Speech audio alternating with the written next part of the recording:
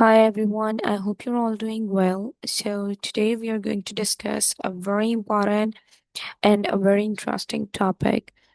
As you can see in front of you on the screen, you can see two images. One is of a man walking, and the other one is of a baby laughing.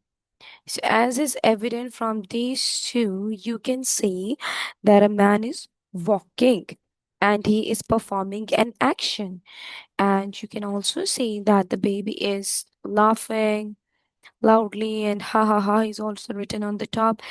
It's also an action. So we will be discussing actions that we perform, right? So by saying that the actions that we perform in our daily lives are grammatically called as verbs.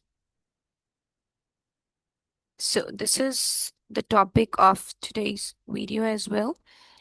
Verbs. So, verbs are basically the words that show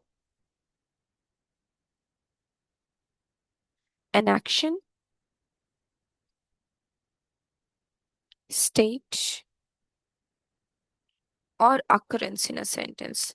If something is happening, or whether the sentence is being linked with the help of a linking verb or an auxiliary verb. So, these are all the different kinds of verbs that we will be discussing it later in the videos.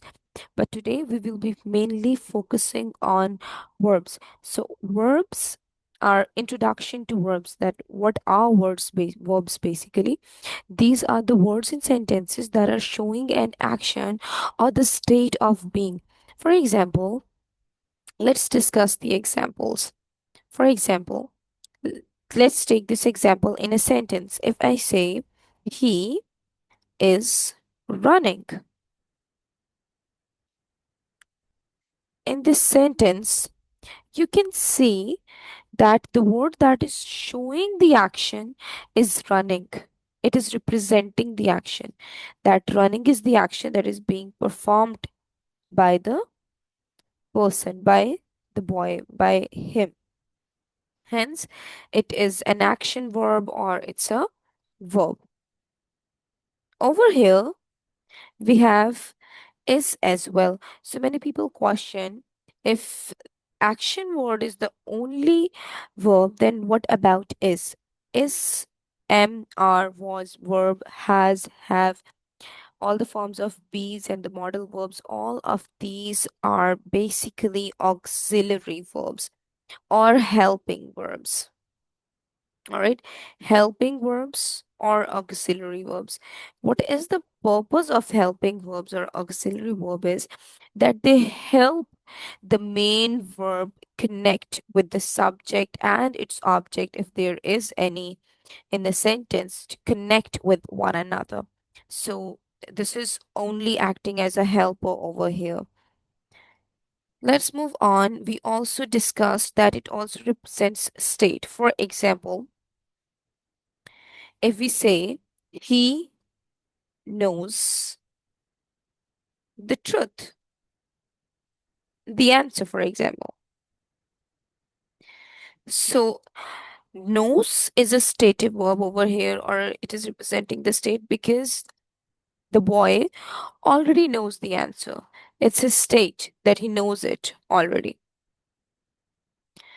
So, it's a simple introduction that basically what are verbs, and let's move on to another important thing related to verbs, which is the forms of verbs.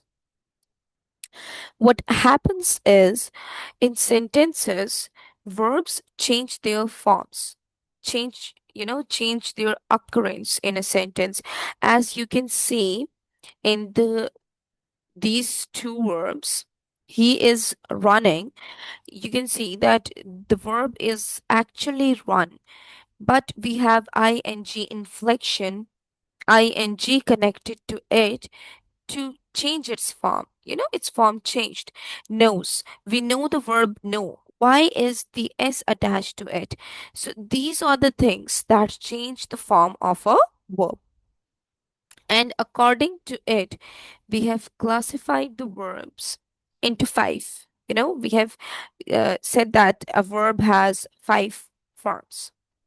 Let me draw a chart for you over here. So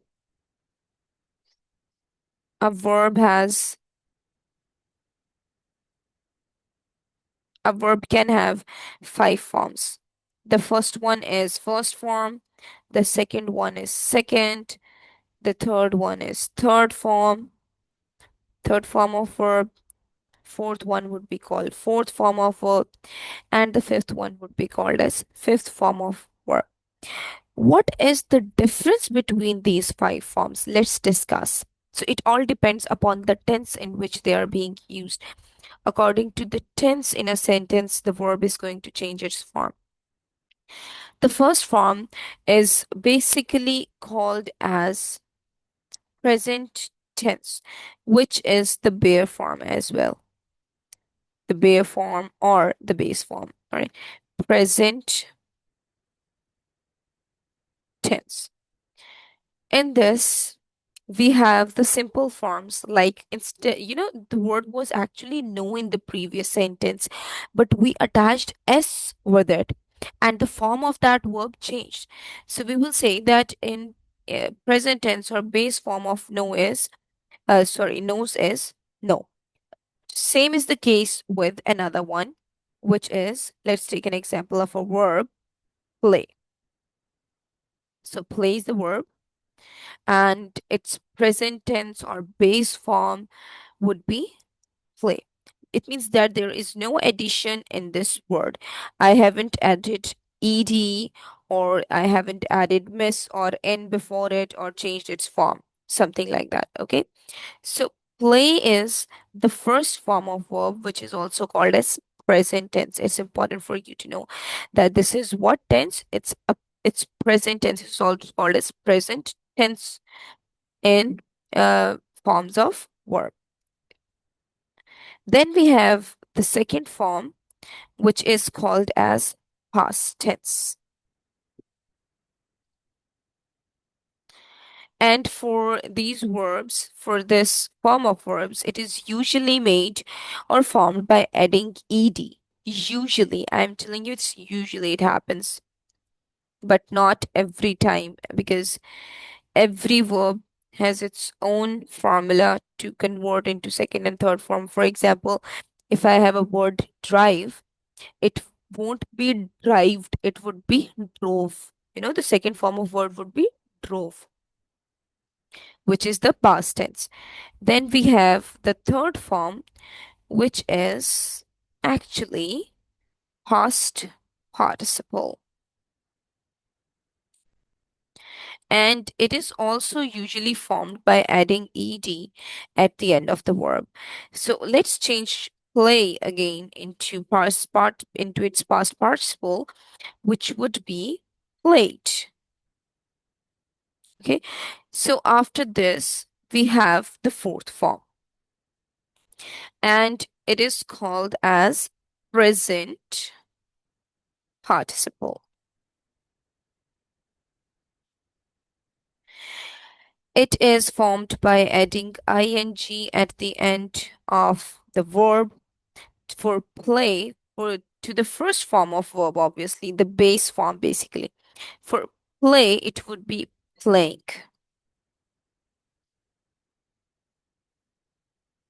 Okay. Then we have the fifth form, and this rule applies for the fourth and fifth form. This rule applies to every verb, unlike the second and third form. Then we have, let's take red color, fifth form of verb, which is called as singular verb as well. Singular verbs. So, in other words, third person singular present tense. And it is only used for present tense where the subject is singular. Just like we discussed the example earlier of knows, over here, let's move on to the previous sentence. I told you that S has been added to the first form of verb or to the base form of the word, which is know. So this addition of s is because the subject over here in present indefinite tense is singular. Okay, we will be discussing these in details when we will be discussing tenses. So, but for you, it's important to know why we have formed fifth form, which is singular present, singular present verb. And the formula of it is you add s or es according to the word, at the end of the verb. For example, at the end of base form or the bare form or the first form of the verb. For play, it would be place. You will add s at the end. Let's take another example, and convert the verbs into its past, past tense, past participle, present participle, and singular verb. Okay, let's take an example, which is watch. Second form of verb or past tense would be watched. Third form of verb would also be watched, which is past participle. Fourth form of verb will be watching, which is present participle according to the rule. And fifth form of verb would be watches. Okay, so now make sure that you must know there are other verbs as well. For example, we have a verb drive. Let me rewrite it. Drive. For drive, its past tense would be drove, not drived. And its past participle would be driven, not drived. Its present participle would be driving, and its singular verb would be drives. Singular present verb would be drives. Okay, so these are the different types of verbs, and I think you should also know the difference between regular verbs and irregular verbs. Regular verbs and irregular verbs over here. The main difference between the two of them is that regular verbs follow the pattern, the formula of forming verbs in sentences like addition of ed, ing, s or es. All right. So these verbs follow the pattern of forming past tense or past participle. This is followed by all, whether regular or irregular, ing or s or es. Okay. So, but irregular verbs, they do not follow this pattern. All right. They have their own forms, just like drive. Drive is an irregular verb, whereas the other two were regular verbs, which is like play, like watch. So there are other examples as well, and I would like you to share those examples with me in the comment section below. Now, let's move on to a small exercise. What you're going to do is, I am going to write 5 sentences over here. You have to identify the verbs in those sentences. I have a few sentences for you over here. Read each sentence and identify the verb. If you know the form of verb, make sure to mention it in the comment section below as well. Pause the video if you need more time because the answers will appear on the screen after 10 to 20 seconds.